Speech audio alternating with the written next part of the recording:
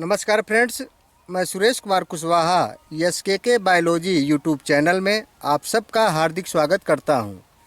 Friends, आज मैं आप सब के लिए लेके आया हूं चांद खमरिया कृष्णमृग क्षेत्र, जो प्रयागराज का एक बहुत ही सुरम्य व रमणीक स्थल है। यहां पर काले हिरणों को संरक्षित किया गया है।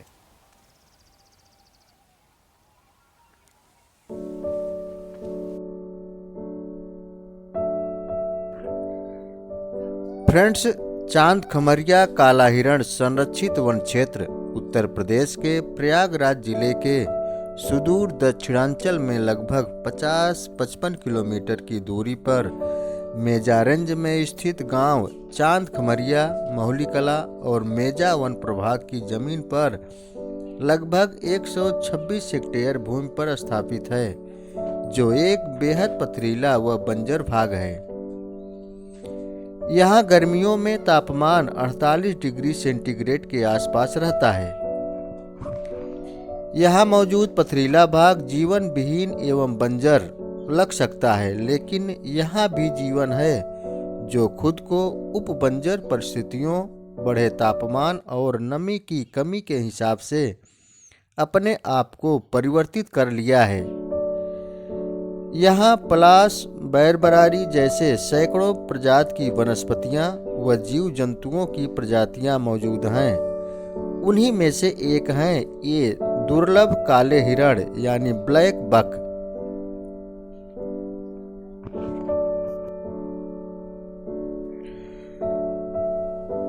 फ्रेंड्स, प्राचीन काल से ही काले हिरण भारतीय उपमहाद्वीप में बहुलता से पाए जाते रहे हैं। इसीलिए इन्हें इंडियन एंटीलोप यानी भारतीय मृग के नाम से जाना जाता है। काले हिरण संकार्डेटा के वर्ग मैमेलिया के वंश एंटीलोप का सदस्य है और इनका वैज्ञानिक नाम एंटीलोप सर्विकापरा है।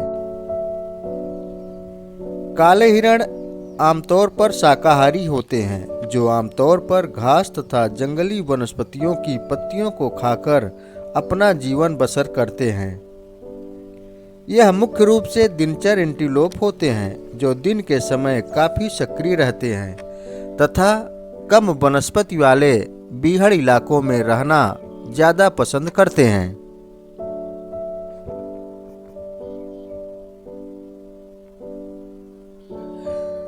काले हिरणों के नर तथा मादा में काफी विभेद देखने को मिलता है।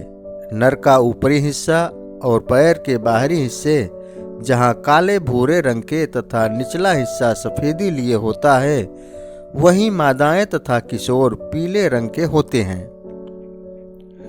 नर में दो लंबी लंबी लगभग 35 से 75 सेंटीमीटर तक चक्करदार काली सींगें होती हैं, वहीं मादाएं ज्यादातर बिना सींग की ही होती हैं। नर काले हिरणों का वजन औसतन 38 किलोग्राम तक का तथा मादा का वजन औसतन 33 किलोग्राम तक का होता है और कंधे तक इनकी ऊंचाई लगभग 74 से 84 सेंटीमीटर होती है। नर में पाए जाने वाले काले रंग के ही कारण इनको काला हिरण यानी कृष्णमृग कहा गया है। काला हिरण भारत के 3 राज्यों पंजाब, हरियाणा तथा आंध्र प्रदेश का राज्य पशु भी है।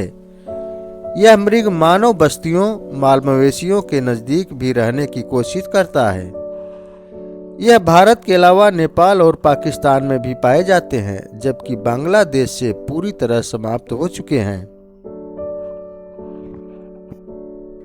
फ्रेंड्स, चांद खमरिया के बिरले जंगल में भारी मात्रा में नील गायों का झुंड भी पाया जाता है, जो हिरणों के साथ साथ रहना पसंद करते हैं।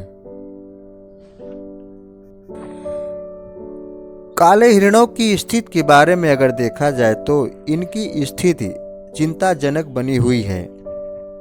19वीं शताब्दी तक भारत में इनकी संख्या लगभग 40 से 50 लाख तक थी, किंतु आज़ादी तक आते आते इनकी संख्या महज 80,000 ही रह गई। कारण 20वीं शताब्दी के दौरान अत्यधिक शिकार, वनों की अंधाधुंध कटाई और निवास स्थान में गिरावट के चलते काले हिरणों की संख्या में तेजी से गिरावट आई है। वर्तमान में इनकी संख्या और भी कम हो गई है। अब इनके केवल कहीं कहीं पर छोटे छोटे बिखरे हुए झुंड ही दिखाई देते हैं। इनका सबसे ज्यादा शिकार मांस, सींग व इनकी खाल के लिए किया जाता है, जिसकी बड़े पैमाने पर काला बाजारी होती है। थोड़ी बहुत मात्रा में काले हिरण अर्जेंटीना और संयुक्त राज्य अमेरिका में भी पाए जाते हैं।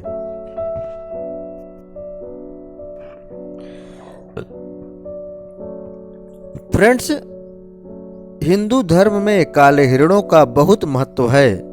पौराणिक मान्यता के अनुसार काला हिरण भगवान श्री कृष्ण के रथ को खींचते थे। साथ ही काले हिरणों को वायु, सोम तथा चंद्र का वाहन भी माना जाता है। संस्कृत में इन्हें कृष्ण मृग के नाम से पुकारा जाता है। काले हिरणों का संबंध सिंधु घाटी सभ्यता से भी रहा है। उस समय ये सिंधु वासियों के प्रिय भोजन हुआ करते थे। इसके साक्ष्य धौलावीरा और मेहरगढ़ से प्राप्त पुरावशेषों में भी पाए जाते हैं। फ्रेंड्स, चांदखमरिया काला हिरण वन संरक्षित क्षेत्र 126 हेक्टेयर क्षेत्र में भले ही बनाया गया हो, पर वहां पर हिरण कम ही दिखाई देते हैं। ज्यादातर हिरण ग्रामीण क्षेत्रों के पास खेतों में चरते हुए या सुस्ताते हुए नजर आते हैं। काले हिरण के अलावा चांदखमरिया कृष्णमृग संरक्षित वन क्षेत्र में लोमड़ी, सियार तथा बड़े पैमाने पर नील गायें भी पाई जाती हैं, जो यहाँ की खूबसूरती में चार चांद लगाती हैं। फ्रेंड्स, चांदखमरिया के जंगल में बड़े पैमाने पर डंग बीटल यानी गुबरैले भी पाए जाते हैं। डंग बीटल यानी गुबरैले एक दूसरे पर निर्भर होने का एक बेहतरीन उदाहरण है। ये धरती पर गोबर की वजह से ही जिंदा रहते हैं और यहाँ इस वीराने बंजर व पथरीले भूभाग में ये जिंदा रहते हैं। नीलगायों व काले हिरणों के गोबर पर ये यहाँ पड़े ताजे गोबर की छोटी छोटी गोलियां बनाकर अपने बिलों में ले जाकर उसे मिट्टी में दबा देते हैं और फिर उस नर्म गोबर की गोली के अंदर अंडे रखते हैं। इस तरह से सड़ता हुआ गोबर अंडों को जहां पनपने के लिए गर्मी व नमी देता है, वहीं दूसरी तरफ गोबर उनके बच्चों को खाने के लिए पौष्टिक आहार भी मुहैया कराता है। गुबरैलों द्वारा गोबर की उन गोलियों को काफी गहराई तक पहुंचा देने से भूमि की उर्वरा शक्ति भी बढ़ती है, जिसकी वजह से पेड़ पौधों की जड़ों को उचित पोषण प्राप्त होता है।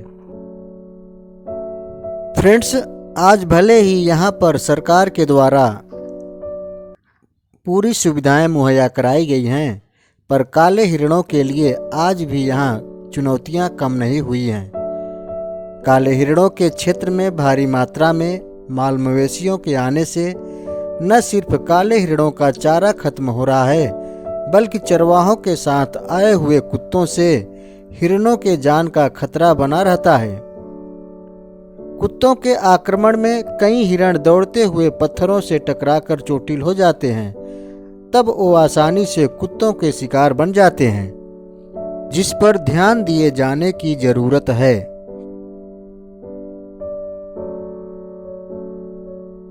फ्रेंड्स, मुझे उम्मीद है कि आप सबको हमारी यह खास वीडियो पसंद आई होगी। बहुत जल्द हम फिर एक ऐसे ही नए रोचक व बहुपयोगी मैटर के साथ हाजिर होंगे। तब तक के लिए नमस्कार।